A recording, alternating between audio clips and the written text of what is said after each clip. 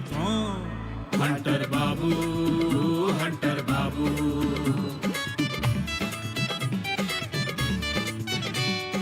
मुझे इनकी धड़कदार गोली वाणी है, असरदार लड़ना भिड़ना आदत इनकी, रगड़ मिटाना चाहत इनकी, अपने पे रखते काबू। हंटर बाबू, हंटर बाबू।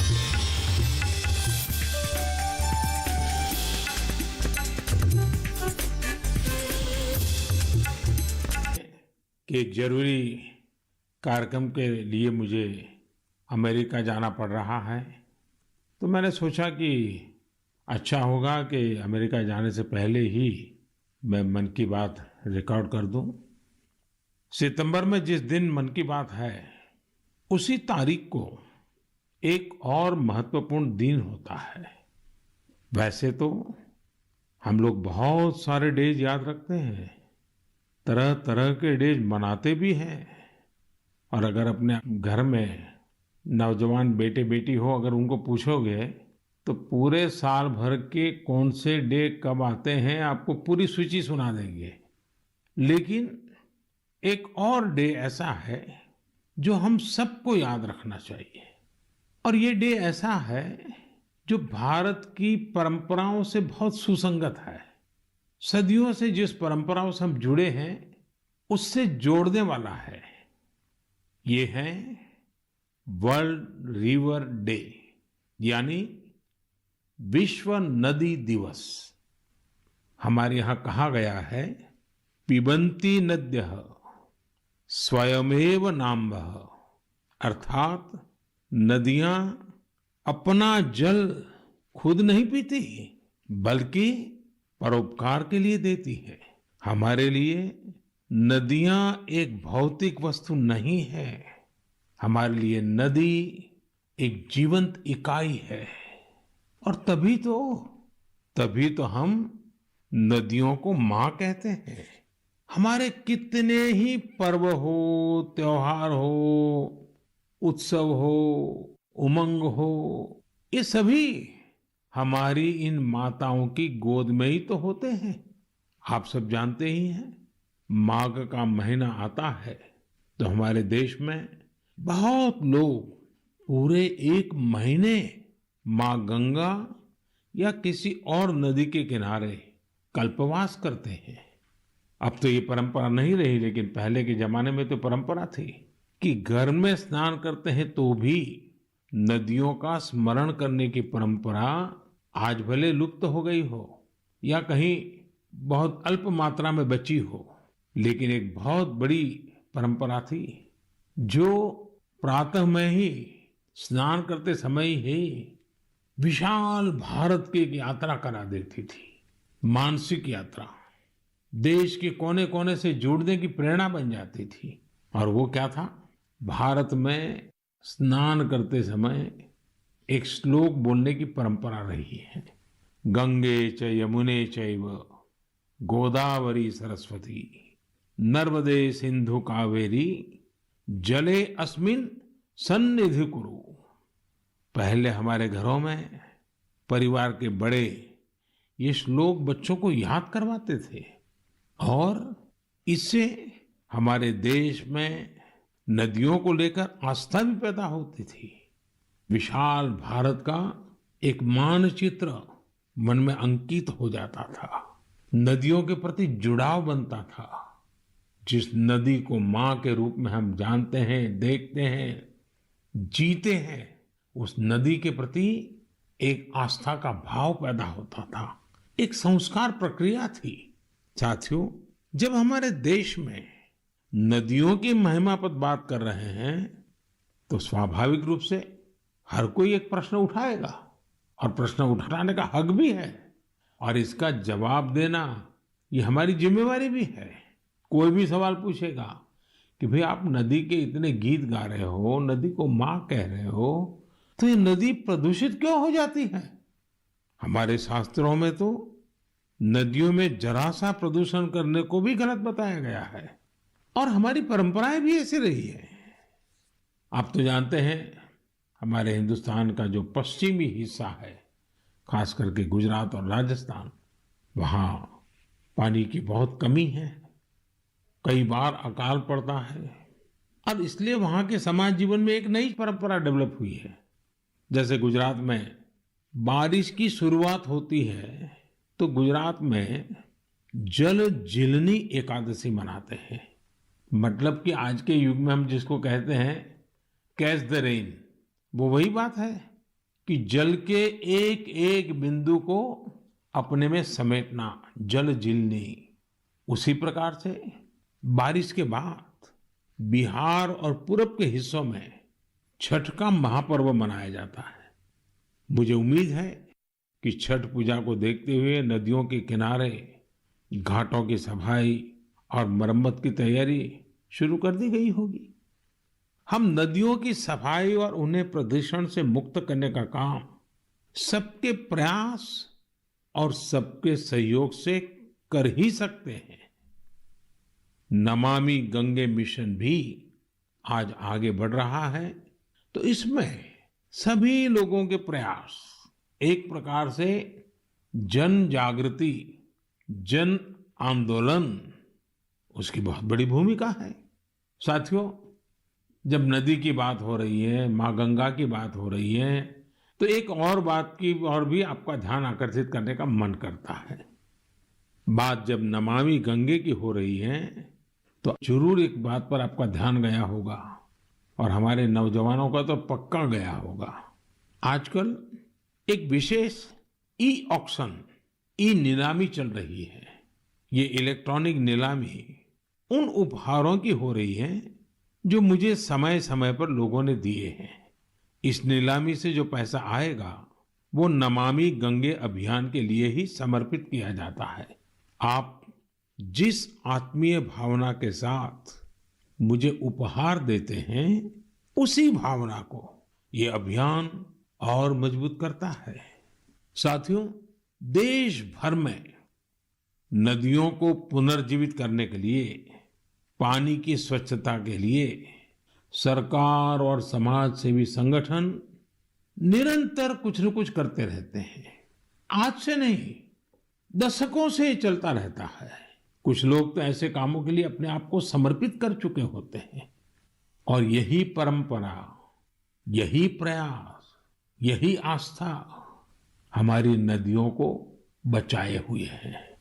और हिंदुस्तान के किसी भी कोने से जब ऐसी खबरें मेरे कान पे आती हैं, ऐसे काम करने वालों के प्रति एक बड़ा आदर का भाव मेरे मन में जगता है और मेरा भी मन करता है कि वो बातें आपको बताऊं। आप देखिए, तमिलनाडु के वेल्लोर और तिरुवन्नामलाई जिले का एक उदाहरण देना चाहता हूँ। यहाँ एक नदी बहती है, नागा नदी। अब ये नागा नदी बरसों पहले सूख गई थी।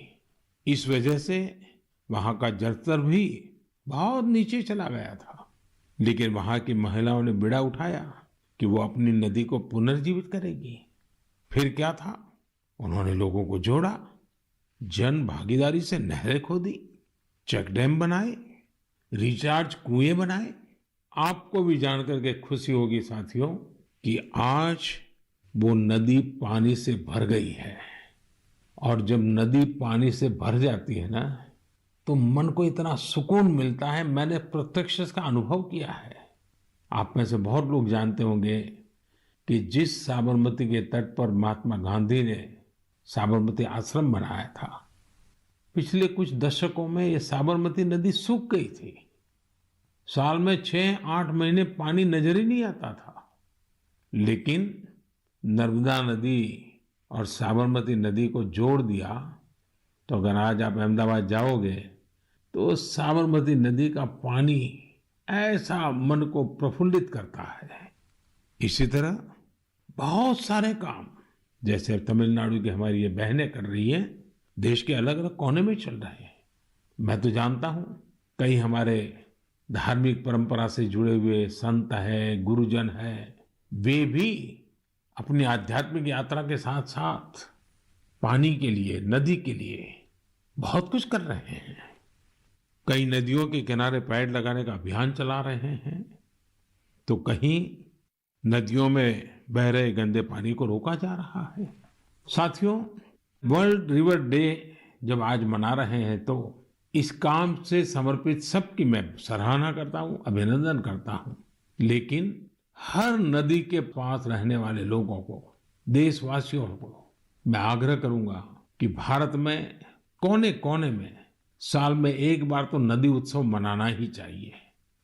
मेरे प्यारे देशवासियों, कभी भी छोटी बात को, छोटी चीज को छोटी मानने की गलती नहीं करनी चाहिए।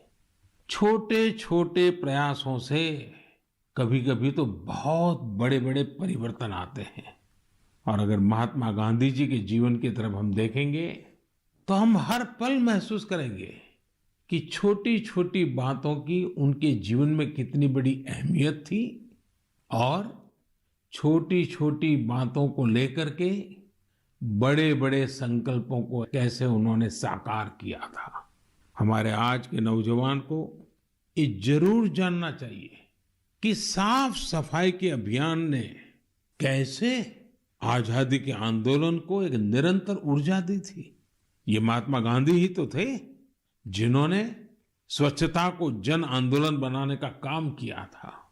महात्मा गांधी ने स्वच्छता को स्वाधीनता के सपने के साथ जोड़ दिया था।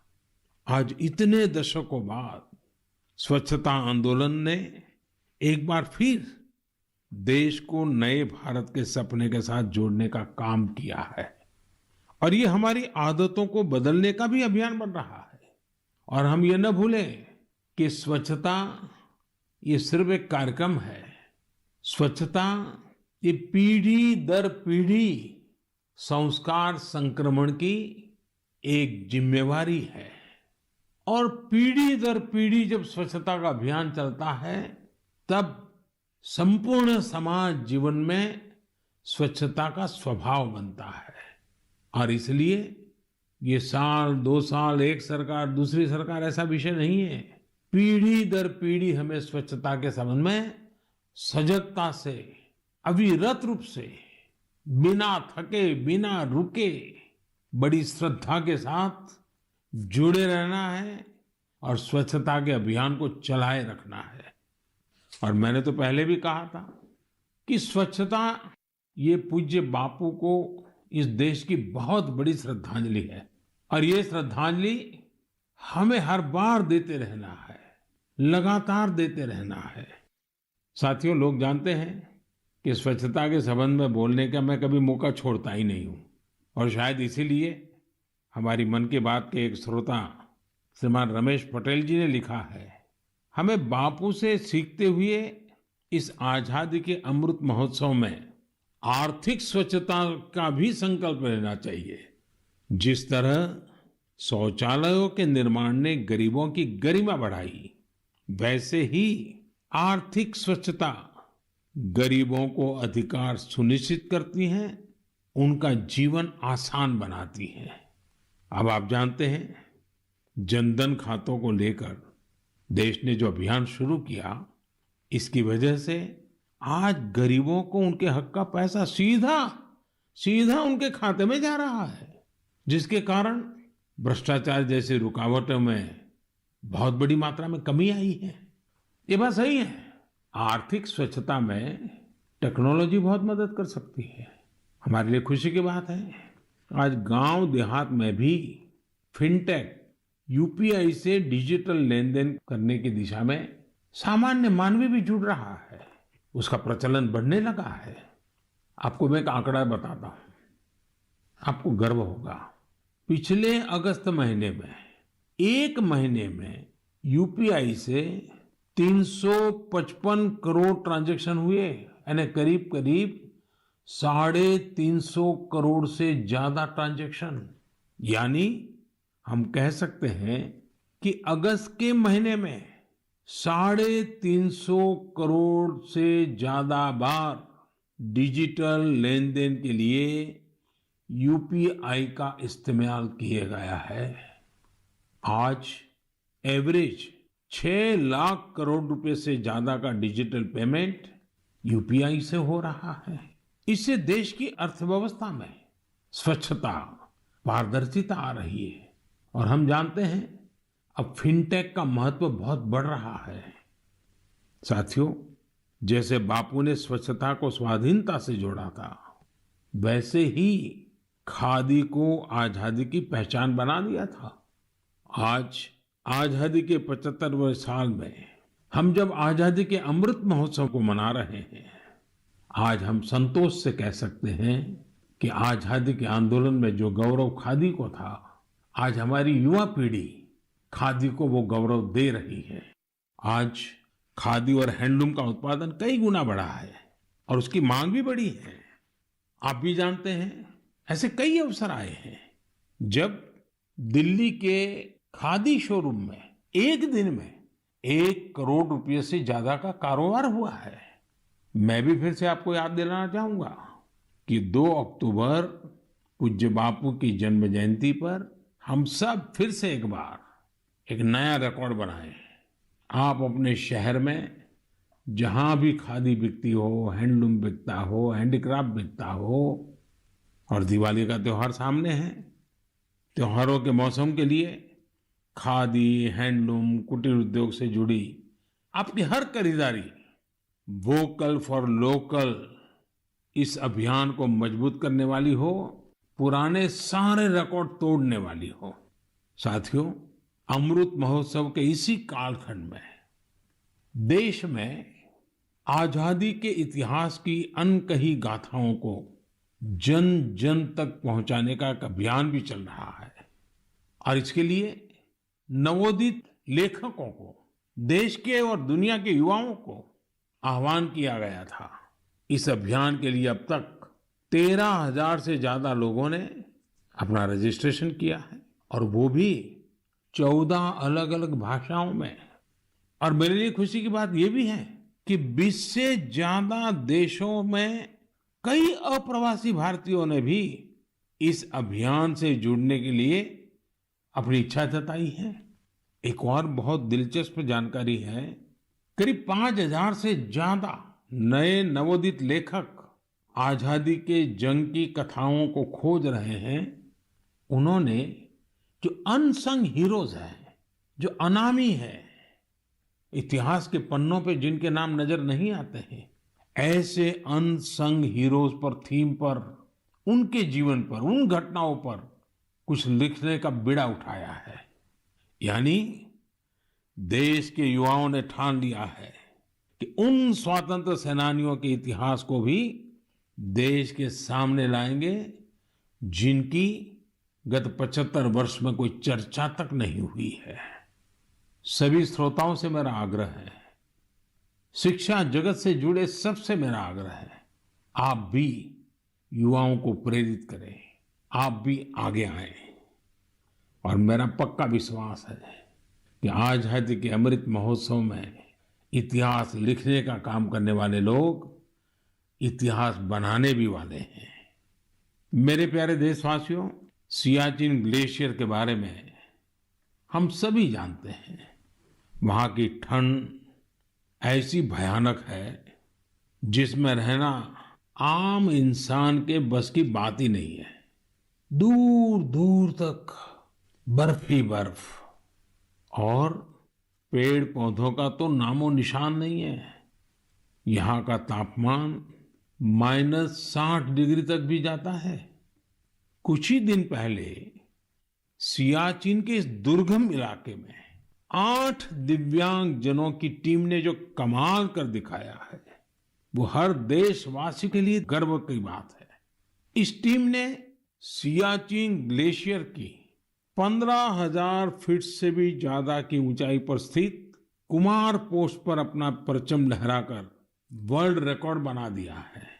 शरीर की चुनौतियों के बावजूद भी हमारे इन दिव्यांगों ने जो कारनामा कर दिखाया है, वो पूरे देश के लिए प्रेरणा है। और जब इस टीम के सदस्यों के बारे में जानेंगे तो आप भी मेरी तरह हिम्मत और हौसले से भर जाएंगे। इन जाबाज दिव्यांगों के नाम हैं महेश नेहरा, उत्तराखंड के अक्षत रावत, महाराष्ट्र के पुष्पक गवांडे, हरियाणा के अजय कुमार, लद्दाख के लोब्सांग चोस्पेल, तमिलनाडु के मेजर द्वारकेश, जम्मू कश्मीर के इरफान अहमद मीर और हिमाचल प्रदेश की चोंजिन एंगमो। सियाचिन ग्लेशियर को फतह करने का यह ऑपरेशन भारतीय सेना के विशेष बलों के वेटरन्स की वजह से सफल हुआ है। मैं इस ऐतिहासिक और अभूतपूर्व उपलब्धि के लिए इस टीम की सराहना करता हूं। यह हमारे देशवासियों के can do culture, can do determination, can do attitude के साथ हर चुनौती से निपटने की भावना को भी प्रकट करता है। साथियों, आज देश में दिव्यांग जनों के कल्याण के लिए कई प्रयास हो रहे हैं। मुझे उत्तर प्रदेश में हो रहे ऐसे ही एक प्रयास वन टीचर वन कॉल के बारे में जानने का मौका मिला। बरेली में यह अनूठा प्रयास दिव्यांग बच्चों को नई राह दिखा रहा है। इस अभियान का नेतृत्व कर रही है डभौरा गंगापुर में एक स्कूल की प्रिंसिपल दीपमाला पांडे जी। कोरोना काल में इस अभियान के कारण न केवल बड़ी संख्या में बच्चों का एडमिशन संभव हो पाया, बल्कि इससे करीब 350 से अधिक शिक्षक भी सेवा भाव से जुड़ चुके हैं। ये शिक्षक गांव-गांव जाकर दिव्यांग बच्चों को पुकारते हैं, तलाशते हैं और फिर उनका किसी न किसी स्कूल में दाखिला सुनिश्चित कराते हैं। दिव्यांग जनों के लिए दीपमाला जी और साथी शिक्षकों की इस नेक प्रयास की मैं भूरी भूरी प्रशंसा करता हूं। शिक्षा के क्षेत्र में ऐसा हर प्रयास हमारे देश के भविष्य को संवारने वाला है। मेरे प्यारे देशवासियों, आज हम लोगों की जिंदगी का हाल ये है कि एक दिन में सैकड़ों बार कोरोना शब्द हमारे कान पर गूंजता है। 100 साल में आई सबसे बड़ी वैश्विक महामारी कोविड-19 ने हर देशवासी को बहुत कुछ सिखाया है। हेल्थ केयर और वेलनेस को लेकर आज जिज्ञासा भी बढ़ी है और जागरूकता भी। हमारे देश में पारंपरिक रूप से ऐसे नेचुरल प्रोडक्ट्स प्रचुर मात्रा में उपलब्ध हैं जो वेलनेस यानी सेहत के लिए बहुत फायदेमंद है। ओडिशा के कालाहांडी के नांदोल में रहने वाले पतायत साहू जी इस क्षेत्र में बरसों से एक अनोखा कार्य कर रहे हैं। उन्होंने 1.5 एकड़ जमीन पर मेडिसिनल प्लांट लगाए हैं। यही नहीं, साहू जी ने इन मेडिसिनल प्लांट्स को डॉक्यूमेंटेशन भी किया है। मुझे रांची के सतीश जी ने पत्र के माध्यम से ऐसी ही एक और जानकारी साझा की है। सतीश जी ने झारखंड के एक एलोवेरा विलेज की ओर मेरा ध्यान दिलाया है। रांची के पास ही देवरी गांव की महिलाओं ने मंजू कश्यप जी के नेतृत्व में बिरसा कृषि विद्यालय से एलोवेरा की खेती का प्रशिक्षण लिया था। इसके बाद उन्होंने एलोवेरा की खेती शुरू की। इस खेती से न केवल स्वास्थ्य के क्षेत्र में लाभ मिला, बल्कि इन महिलाओं की आमदनी भी बढ़ गई। कोविड महामारी के दौरान भी इन्हें अच्छी आमदनी हुई। इसकी एक बड़ी वजह यह थी कि सैनिटाइजर बनाने वाली कंपनियां सीधे इन्हीं से एलोवेरा खरीद रही थी। आज इस कार्य में करीब 40 महिलाओं की टीम जुटी है और कई एकड़ में एलोवेरा की खेती होती है। ओडिशा के पतायत साहू जी हो या फिर देवरी में महिलाओं की ये टीम, इन्होंने खेती को जिस प्रकार स्वास्थ्य के क्षेत्र से जोड़ा है वो एक अपने आप में मिसाल है। साथियों, आने वाली 2 अक्टूबर को लाल बहादुर शास्त्री जी की भी जन्म जयंती होती है। उनकी स्मृति में ये दिन हमें खेती में नए नए प्रयोग करने वालों की भी शिक्षा देता है। मेडिसिनल प्लांट के क्षेत्र में स्टार्टअप को बढ़ावा देने के लिए मेडी हब टीबीआई के नाम से एक इंक्यूबेटर गुजरात के आणंद में काम कर रहा है। मेडिसिनल और एरोमेटिक प्लांट से जुड़ा ये इंक्यूबेटर बहुत कम समय में ही 15 एंटरप्रेन्योर्स के बिजनेस आइडिया को सपोर्ट कर चुका है। इस इंक्यूबेटर की मदद पाकर ही सुधा चेब्रोलू जी ने अपना स्टार्टअप शुरू किया है। उनकी कंपनी में महिलाओं को प्राथमिकता दी जाती है और उन्हीं पर इनोवेटिव हर्बल फॉर्मुलेशंस की भी जिम्मेदारी है। एक और एंटरप्रेन्योर सुभाश्री जी ने, जिन्हें भी इसी मेडिसिनल और एरोमेटिक प्लांट इंक्यूबेटर से मदद मिली है। सुभाश्री जी की कंपनी हर्बल रूम और कार फ्रेशनर के क्षेत्र में काम कर रही है। उन्होंने एक हर्बल टेरेस गार्डन भी बनाया है जिसमें 400 से ज्यादा मेडिसिनल हर्ब्स हैं।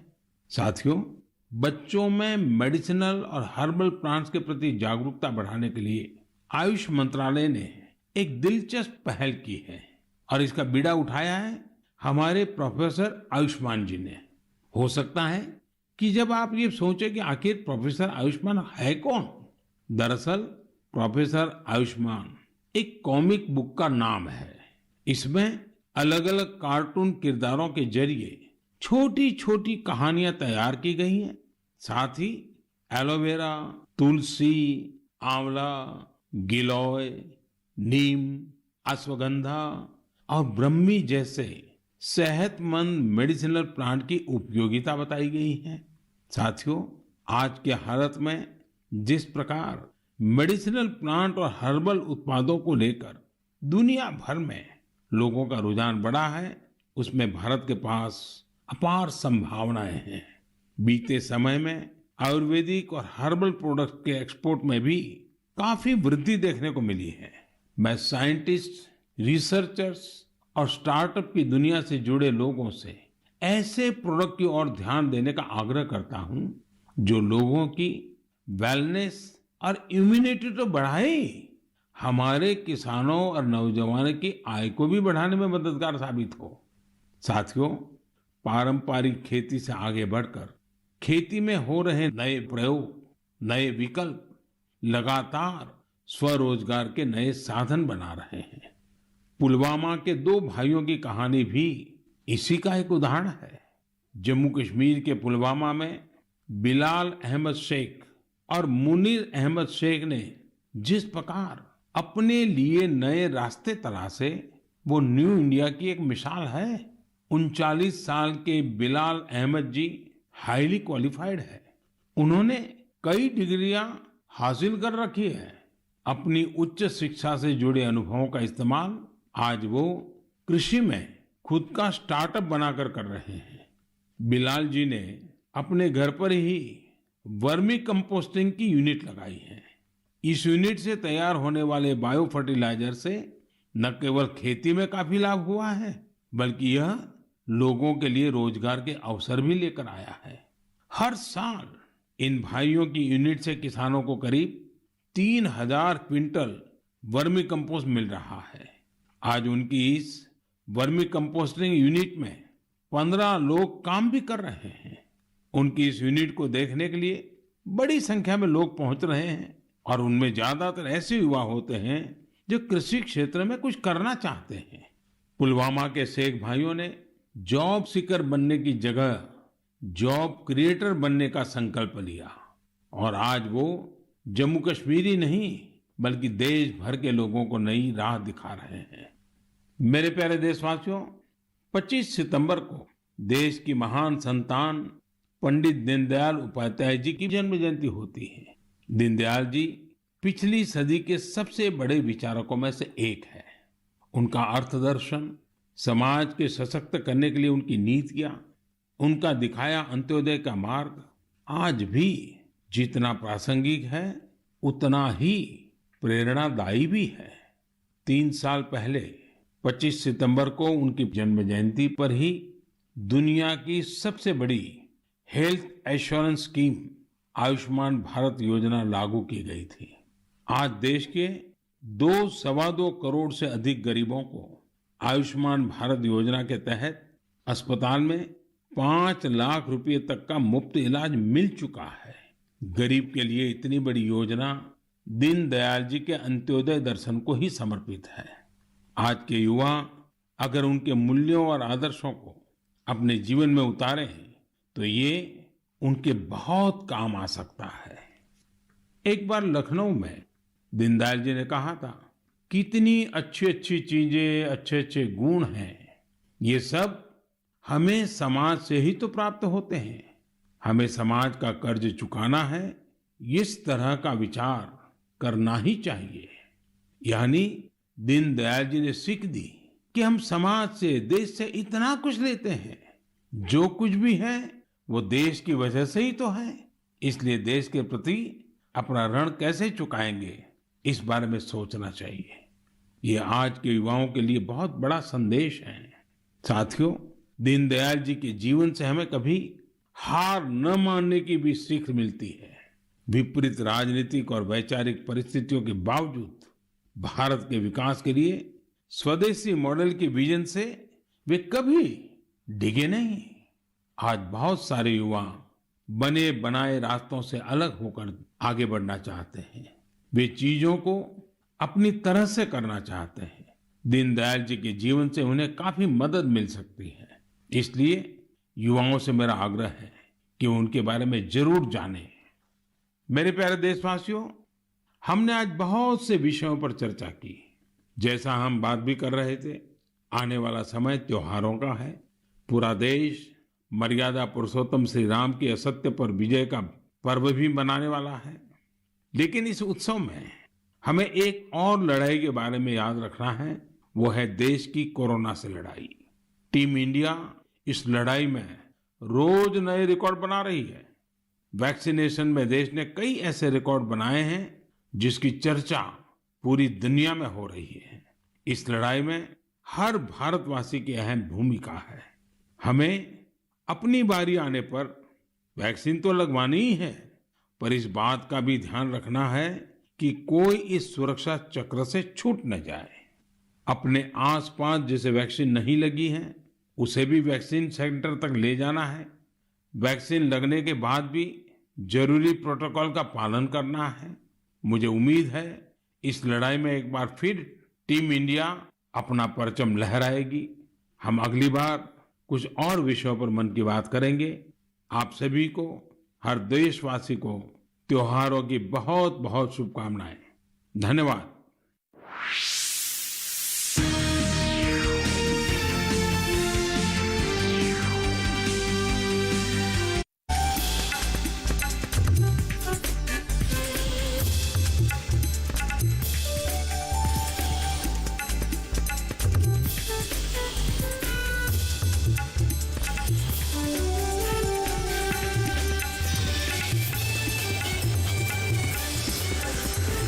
डीडी किसान, बदलते भारत की शान।